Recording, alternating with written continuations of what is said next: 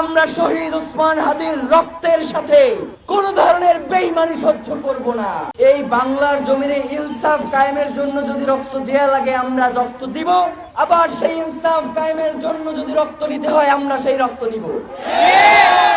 আমরা শহীদ ওসমান হাদির রক্তের সাথে কোন ধরনের বেঈমানি সহ্য করব না।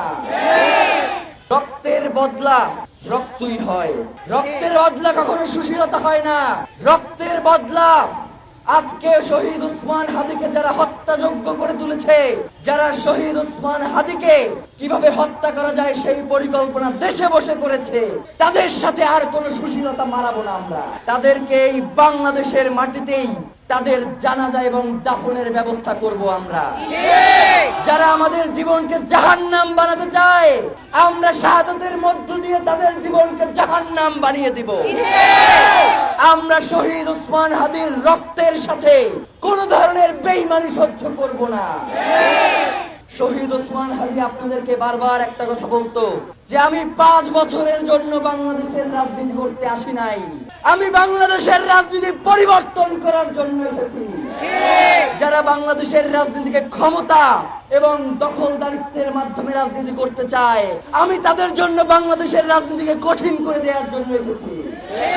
আপনারা দেখেছেন শহীদ ওসমান হাদি জীবিত থাকা অবস্থায় ফজরের পরে বিভিন্ন মসজিদের সামনে গিয়ে আপনাদেরকে গিয়ে দাঁড়াইতো, বলতো যে আমারে ভোট দেয়া লাগবে না, আপনারা বাংলাদেশের এমন কাউকে ভোট দেন যে ইনসাফের কথা বলে, যে বাংলাদেশের স্বাধীনতা সার্বভৌমত্বের পক্ষে লড়াই করে, যে বাংলাদেশকে চায় দিল্লির দাসত্ব থেকে বেরিয়ে আসুক, তাকে আপনারা ভোট দেন। সুতরাং শহীদ ওসমান হাদির যে আদর্শ, যে শত্রুর সাথেও আমাদেরকে ইনসাফ করতে হবে। অনেকেই আমাদেরকে ভুল বোঝান যে শহীদ ওসমান হাদি এইটা পছন্দ করতেন না, শহীদ ওসমান হাদি এই কাজ করতেন না। আমরাও বলি শহীদ ওসমান হাদি যেই কাজ করতেন না আমরাও সেই কাজ করব না।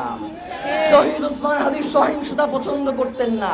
তার মৃত্যুর পরে বাংলাদেশের ইতিহাসে সর্ববৃহৎ জানাজা হয়েছে। এই 12, 14, 15 লাখ লোককে যদি আমরা বলতাম যে শহীদ ওসমান হাদির রক্তের বদলা নিয়ে আপনাদেরকে এই ঢাকা শহর ছাড়তে হবে, তারা তার রক্তের বদলা নিয়ে এই ঢাকা শহর ছাড়তো। কিন্তু আমরা তাদেরকে বলেছি যে কোন ধরনের সহিংসতার মধ্যে আমরা যাব না, আমরা বাংলাদেশকে স্থিতিশীল রাখতে যা যা করবার দরকার হয় আমরা তাই করব। কিন্তু আমরা দেখতে পাচ্ছি যে বাংলাদেশের সুশীলতার নামে বাংলাদেশে কিছু গোষ্ঠী যারা নির্ধারিত লোকদের নিয়ে বিভিন্ন জায়গায় স্যাবোটেজ করে শহীদ ওসমান হাদির যেই লড়াই, তার যেই সাংস্কৃতিক লড়াই, তার যে ইনসাফ কায়েমের লড়াই, সেটাকে লঘু করবার জন্য বিভিন্ন জায়গায় স্যাবোটেজ করা হয়েছে। প্রতি সময়ে আমরা দেখতে পাচ্ছি যে তারা শহীদ ওসমান হাদির যে আদর্শ, সেই আদর্শকে বিলীন করে দেওয়ার জন্য বিভিন্নভাবে মিডিয়া, সোশ্যাল মিডিয়াগুলোতে তারা প্রপাগান্ডা চালাচ্ছে।